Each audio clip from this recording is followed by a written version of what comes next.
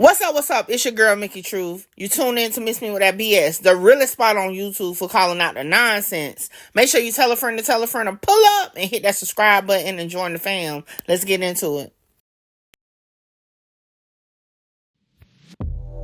Peace. What's up? This is Miss Me With That BS. I'ma show you all this news clip concerning Jarvis. And in this news clip, these two women that the news reporter is speaking to were the same two women that I mentioned was on that podcast that I like, Community Activist Network. Like I said, I like it. It was very good, very informative. But I'm going to let you all check this out. And then I'm going to come in, I'm going to chime in and give my little 1-2-1-2. The waiting trial for the murder and sexual abuse of Neziah Harris. After listening to days of testimony last month, a judge called Butts a monster and said that opportunities to protect the 13-year-old girl were missed. Tonight, the 7 investigators are revealing years of warnings that preceded Butts' alleged crimes. Warnings that family members say were made to Children's Protective Services that could have saved Neziah's life. Here's what 7 investigator Ross Jones has uncovered. You look at that face, and you do not see the horrors that she had gone through in her short life. The exploitation, the molestations, the sexual abuse, and the pregnancy that she was concealing.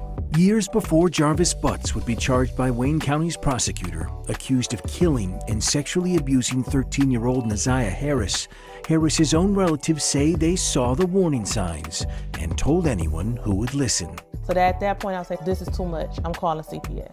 I tried not just once, but multiple times for them to take me serious in what I was saying. Kiwana Morton and her cousin Jernell are both relatives of Neziah Harris.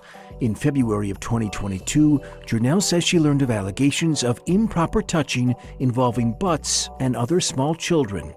She says she was told about the claims while talking to her niece, Jarvis Butts' girlfriend, and that the alleged victims were Neziah Harris and 2 other children. I was just like, oh my God, I was not crazy. This needs to be looked into. She says she took the claim seriously in part because Butts was on the sex offender registry, having spent more than 8 years in prison for third-degree criminal sexual conduct. She didn't alert authorities at first because she believed her niece would notify police. But weeks later, Jernell did notify Child Protective Services. Her complaint came in on April 13, 2022.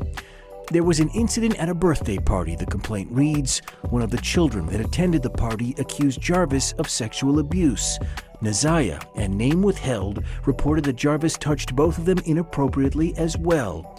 Jarvis touched, name withheld, in her private area, and it hurt. Jernell made the complaint over the phone. They basically told me if they needed me for anything else, they would reach out. The next day, Jernell would receive a text from her niece, Butts' girlfriend, confirming that CPS had contacted her. CPS called me, the text reads. They called about the well-being of my kids. Then they called back to get Jarvis info. A CPS spokeswoman would not tell 7 News Detroit if investigators ever questioned Neziah Harris after receiving the complaint. But we do know it wasn't the only complaint filed with CPS, naming Jarvis Butts. And it wasn't easy for me to call Protective Services just because of the horror stories that you hear. Kiwana Morton said she heard about the same allegations against Butts from a conversation with his girlfriend. 2 months I'm after sorry, cousins... I thought I could wait. We need to know which girlfriend. Was it your family member Shannon or another female? I just need to know that. With his girlfriend. Let's move on. Check it out. Cousins called to CPS. She would file her own complaint. I told them that there's a problem and they need to be aware of it. I am 90% sure that there's sexual abuse going on within the home. Did you specifically mention Jarvis by name? Yes, absolutely. Internal CPS records we obtained show that investigators looked into that complaint, conducting a face-to-face interview with Butts, who strongly denied the allegation. A forensic interview was conducted. So what do you think he was going to say? Oh yeah, I did that. This man is a classic criminal, a professional pedophile. What was he supposed to say? Let's move on. Check it out.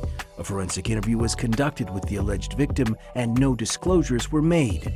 CPS said the home was clean and free of observed Now, I safety know they are concerns. supposed to report on the conditions of the home, but just because the house was clean, no funny shit was going on? CPS Come said on, the home was CPS. clean and free of observed safety concerns. The allegation was denied, assigned a low risk level. These are 2 complaints of at least 5 filed with CPS since 2015, naming Jarvis Butts. They You allege have got concerns to about be kidding me. So who are we going to hold responsible for this? Now, I know some things get missed, but that's a long time. And right now, we are in the year of 2025. This man was just locked up last year. Now, he did do some time before, but he is not being held responsible or was not held responsible for each and every act he committed. Let's move on. naming Jarvis Butts. They allege concerns about possible molestation, physical abuse, or living conditions. Some of the complaints are generic, and none would ultimately substantiate that Butts was improperly touching children. Just over a year after the last complaint on record, Butts would be charged with sexually assaulting and murdering Neziah Harris. I'm brokenhearted because this could have been prevented. All of it could have been prevented. Attorneys for Jarvis Butts declined comment for this story, citing his pending criminal case. As for CPS, a spokeswoman for the Department of Health and Human Services said that their hearts go out to the family and friends of Neziah Harris. It says that state and federal laws prohibit them from commenting on what we just reported, but that they are committed I bet they do. Detroit CPS, you out here looking bad. But that they are committed to ensuring the health and safety of all children. I'm Ross Jones, 7 News, Detroit. I just have one question. Where was the commitment for Neziah Harris and the rest of those children?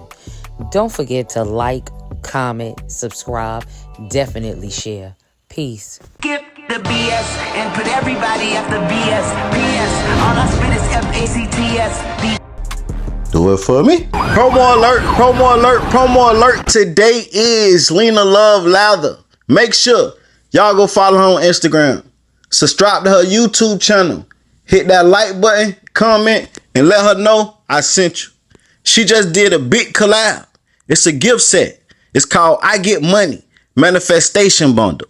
The collaboration is with God's Heavenly Sent. Y'all make sure y'all click that link in the comment and go shop.